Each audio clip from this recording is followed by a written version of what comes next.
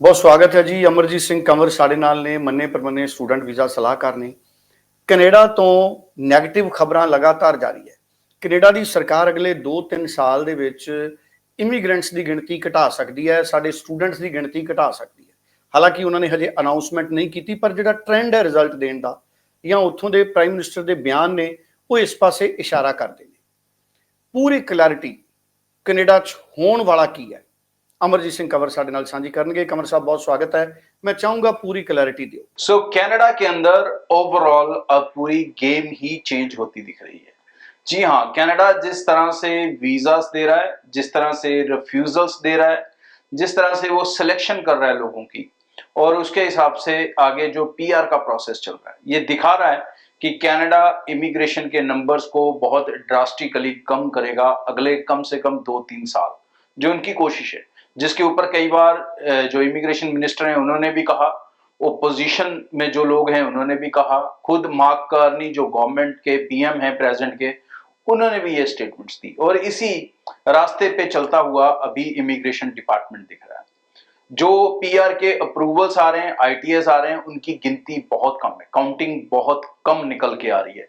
तो मतलब जितने लोगों को पीआर मिलना चाहिए उतना नहीं मिल पा रहा, और तकरीबन 8-8.5 लाख फाइल्स अभी भी क्यू में हैं अलग अलग कैटेगरीज के अंदर। और जो अप्रूवल्स आ रहे हैं एवरेजली वो 2-2.5 लाख से के आसपास ही बनेगी उनकी एवरेज, अगर साल की निकाली जाएगी, जिस तरह से ट्रेंड पिछले 5-6 महीने से चल रहा है। इसी तरह अगर हम स्टूडेंट का भी देखें तो जो सक्सेस रेट है वो काफी ज्यादा कम हो चुका है, खासकर कॉलेजेस में तो बिल्कुल ड्रॉप हो चुका है। सक्सेस रेट कॉलेजेस के अंदर 15-20-25% से ज्यादा मेरे ख्याल से प्रैक्टिकली नहीं है। 50-40% हम कहते हैं, बट मुझे लग रहा है कि वो ज्यादा कम हो रहा है, और बहुत ज्यादा रिफ्यूजल्स जो है वो डिप्लोमास में दिखने लगी है। बहुत कम स्टूडेंट्स मार्केट में दिख रहे हैं जिन्होंने वीजा हासिल किए हैं सक्सेसफुली। कनाडा कहीं ना कहीं अब ऑस्ट्रेलिया और यूके से सीख रहा है स्टडी वीजा का प्रोसेस।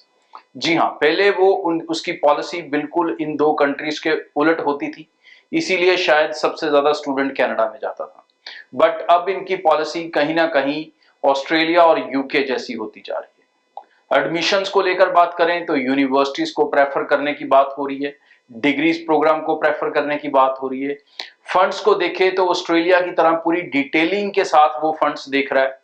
यूनिवर्सिटीज में बच्चों को कहीं ना कहीं सक्सेस रेट दे रहा है, खासकर पब्लिक यूनिवर्सिटीज में दे रहा है, उसमें भी प्राइवेट यूनिवर्सिटी में उतना ज्यादा सक्सेस रेट नहीं दे रहा।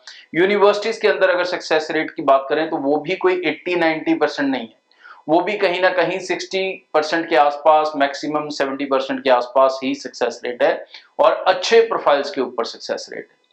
ऐसे ऐसे बच्चे देखने को मिल रहे हैं जिनके साथ साथ बैंड हैं और रिफ्यूजल्स उनको आ रही हैं। फाइनेंशियल्स को लेके भी पूरी तरह से जुगाड़ लगने बंद हो चुके हैं। कोई बच्चा एफडी दिखाता है तो भी रिफ्यूजल आ रही है, कोई बच्चा बैंक बैलेंस सर्टिफिकेट दिखा रहा है सिर्फ क्योंकि उसके पास पुराने फंड नहीं है तो उस पर भी रिफ्यूजल आ रही है। कनाडा पर्टिकुलरली बैंक स्टेटमेंट मांग रहा है केप्स के अंदर, उसको फंड्स पुराने ही चाहिए। पुराने फंड्स मतलब कम से कम 3-4 महीने होने चाहिए। 6 मंथ की बैंक स्टेटमेंट आपको देनी जरूरी है। तो भाई कनाडा के अंदर जो बच्चे अभी अप्लाई करने की सोच रहे हैं, मैं किसी को रिग्रेट वो नहीं करता, नेगेटिव नहीं करता, बट सच्चाई पता होनी बहुत जरूरी है।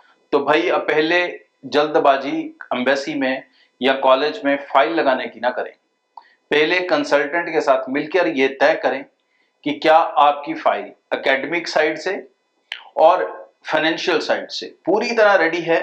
अगर पूरी तरह रेडी है तो सितंबर इनटेक के लिए लगाएं, अगर पूरी तरह रेडी नहीं है तो चाहे जनवरी इनटेक लगाना पड़े उसके लिए लगाओ, क्योंकि एकेडमिक आपके कंट्रोल में है। आईएलटीएस पीटी आप दोबारा कर सकते हो अगर कम है, स्कोर नहीं बदला जा सकता, बट फाइनेंशियल पार्ट के ऊपर बहुत मेहनत हो सकती है।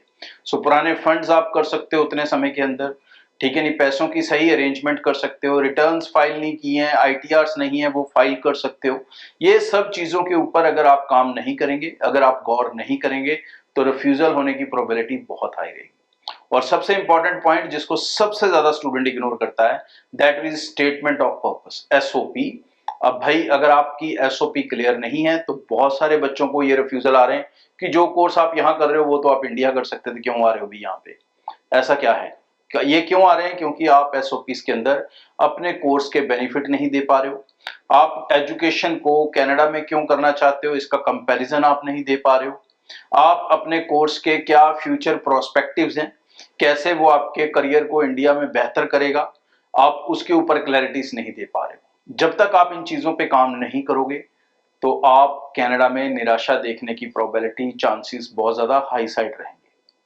बहुत कम बच्चे वीजा सक्सेसफुली हासिल कर पा रहे हैं और वही कर पा रहे हैं जिनके प्रोफाइल्स एकदम शानदार वाले हैं। तो आई रिकमेंड यू कि अपने केसेस के ऊपर, अपने फाइल्स के ऊपर, अपनी प्रोफाइल्स के ऊपर खुद भी काम करना शुरू करें, सिर्फ एजेंट के ऊपर ना छोड़ें। अगर आप इसके ऊपर ध्यान नहीं देंगे तो रिजल्ट नेगेटिव दिखेंगे। आने वाले दिनों में मेरी स्टूडेंट वीजा ड्राइव है जिसमें मैं पर्सनली आप लोगों से मिलूंगा। ये सफर तकरीबन 9 तारीख मंडे से शुरू हो जाएगा। स्क्रीन्स पे डेट्स आपको दिख रही हैं। इन डेट्स के ऊपर आप इन सभी जगहों पर मेरे से मिल सकेंगे, 1 to 1 बातचीत कर सकेंगे। कोई डाउट्स हैं, कन्फ्यूजन्स हैं प्रोफाइल्स को लेके, वो भी क्लियर कर सकेंगे। ਬਹੁਤ ਬਹੁਤ ਧੰਨਵਾਦ। ਸੋ ਅਮਰਜੀਤ ਸਿੰਘ ਕੰਵਰ ਸਾਡੇ ਨਾਲ ਮੌਜੂਦ ਸੀ, ਜਿਹੜੇ ਕਿ ਬ੍ਰੌਡਵੇ ਇਮੀਗ੍ਰੇਸ਼ਨ ਸਰਵਿਸਿਜ਼ ਨੂੰ ਰਿਪਰੈਜ਼ੈਂਟ ਕਰਦੇ ਨੇ। ਸਕਰੀਨ ਤੇ ਨੰਬਰ ਹੈ 90238 90238। ਸਾਰੇ ਵਿਦਿਆਰਥੀ ਇਸ ਨੰਬਰ ਤੇ ਟੈਲੀਫੋਨ ਕਰ ਸਕਦੇ ਨੇ। ਅਮਰਜੀਤ ਸਿੰਘ ਕੰਵਰ ਉਹਨਾਂ ਦੇ ਨਾਲ ਸਿੱਧਾ ਰਾਬਤਾ ਤੁਸੀਂ ਬਣਾ ਸਕਦੇ ਹੋ, ਜ਼ਿਆਦਾ ਜਾਣਕਾਰੀ ਹਾਸਲ ਕਰ ਸਕਦੇ ਹੋ। ਕੋਈ ਕਨਫਿਊਜ਼ਨ ਹੈ ਤੇ ਤੁਸੀਂ ਤੁਰੰਤ ਫੋਨ ਕਰੋ ਤੇ ਆਪਣੀ ਕਨਫਿਊਜ਼ਨ ਦੂਰ ਕਰੋ। ਤੁਸੀਂ ਨੇੜੇ ਦੇ ਬ੍ਰਾਂਚ ਵਿਜ਼ਿਟ ਕਰ ਸਕਦੇ ਹੋ। ਬਹੁਤ ਬਹੁਤ ਧੰਨਵਾਦ।